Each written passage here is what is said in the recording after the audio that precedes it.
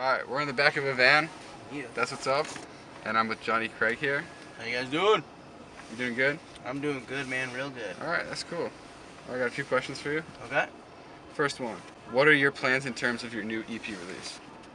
We just locked it down yesterday. I am going to Atlanta, Georgia on the 17th, and we are gonna start the process of what we're gonna do for the EP. We're gonna get everything done.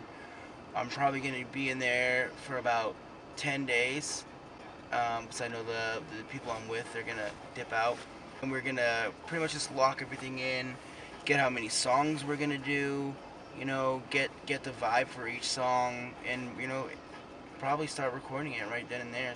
Yeah, hopefully we'll have it out by the summertime, man. That's my goal. Get it out real quick, man. You know how many songs might be on that EP? I'm gonna say 6 to 7, man. Maybe 6, and then also we're gonna release one that we've already recorded, and we're just gonna release it with a video as well. What has been something really different that you've tried to do this time around? A lot of it's actually different. When I first started writing again, like going back in the studio when we were doing all those songs I released, like Rhythm and all those songs, like I had a really hard time recording because I was just not used to being in there like super sober, like, I was just being like crazy fucked up on drugs, so I really took me a long time, a couple months to like get back into like the real mode of what we were doing, and I think that's probably like the weirdest thing for me ever, like trying to transition from like being crazy in a daze and doing whatever you want to like having to focus and like really figure out like what needs to be done. And that was the hardest thing for me, man. Like just using your brain, I guess you could say. Besides for your solo work, do you have any plans with other bands? Like Isles and Glaciers, anything like that? You know, there's always rumors and shit flying around about Isles and stuff, but in my opinion, I don't think that, there'll ever be another CD. I know that, Pierce the Veil right now, it's getting a lot of hype, so they're going to be working all the time. Chiodos is back, so they're going to be like doing full-time shit. I mean, I'm trying to just do the soul thing, so it's going to be full-time. I mean, I don't really see myself getting with a band or joining a band. I think I'm just going to focus on this music and then maybe have a band with me, I think that is my goal, to like start putting this EP out and then like get my own members that will play with me and stuff. And they might be people from the past, I'm guessing, like Emerosa and stuff. So. How do you think your unique style has influenced this new flood of bands seemingly pulling influence from your style of singing? Yeah, I mean, I don't know if I influenced them or not. I mean, all I ever wanted to do was like take the way I sing and like the kind of music I like I love like R&B and like soul stuff.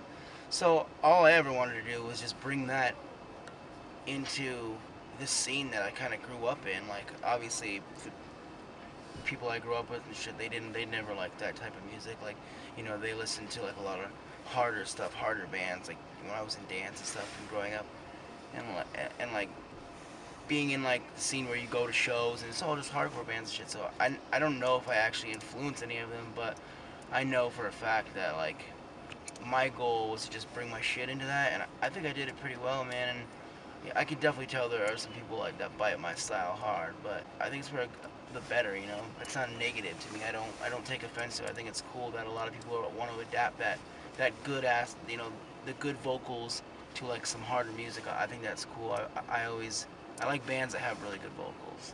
That's always what I look for in a band. Is that why you worked with Craig Owens? Yeah, I mean he's not like what could you say, like when I worked with Craig Owens, we had like a producer and stuff, and it sounded like amazing working with him, you know what I'm saying? Like when I worked with Craig, he approached me to work with him and shit, and he was like, do you want to do some music together? And, I think we were both drunk at the time, and I was like, yeah, whatever. I didn't really think anything would come of it, and then he was like, he hit me a few days later and was like, I'm bringing so-and-so, and I was like, okay, well, I'm gonna bring my people, and I brought Mike and Vic, and it kind of just turned out pretty well. But yeah, when I listen to bands, man, I just want to hear like good singing and shit, right? That's my main focus. If a band could have like the best music in the world and their vocalists can just suck ass, and it ruins it for me, man. So with that said, what does gospel mean to you? Gospel? I don't even know, man. I don't even know why people think I'm like a gospel singer. My mother, I think this is where people like the Wikipedia page and shit sound like a gospel singer, but my mom used to listen to like gospel music and like hymns and shit, and that's the type of music she sings.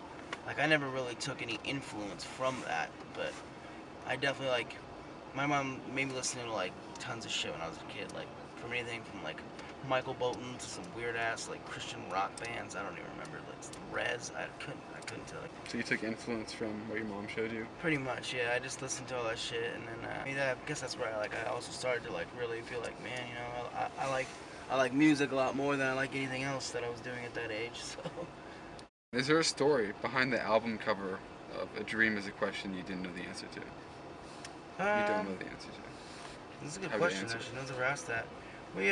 We contacted this guy. He did the artwork for Me Without You and some other bands, and I always loved those album artworks and like when they had the vinyl and they had a bunch of it was like paintings and like I always liked it. So we contacted the guy and we just we bought a couple of the paintings and we used two of them and put them into the CD artwork. So that's kind of the story behind it. It wasn't like a big thing. We just kind of I always liked that guy's artwork and we got his name from the Me Without You like CD booklet and we just contacted him and he actually sold us two paintings. So.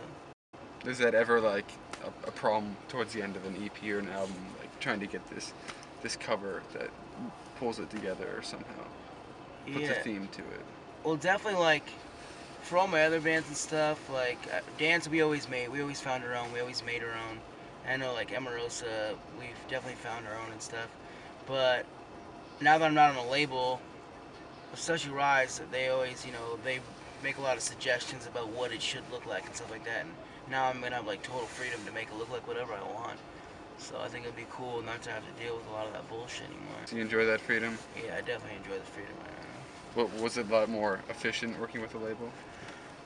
Yeah, I mean, it was harder to do things because you have to like go through so many people and there's so many people that have to okay it and especially and also being in a band there's like six people and there's three people to the label, so it's definitely kind of a lengthy process. Now it's one person saying, "Bam, this is what we're using," and everyone else says, "Yeah, you know, you're the artist. Here you go." So I definitely like it a lot better.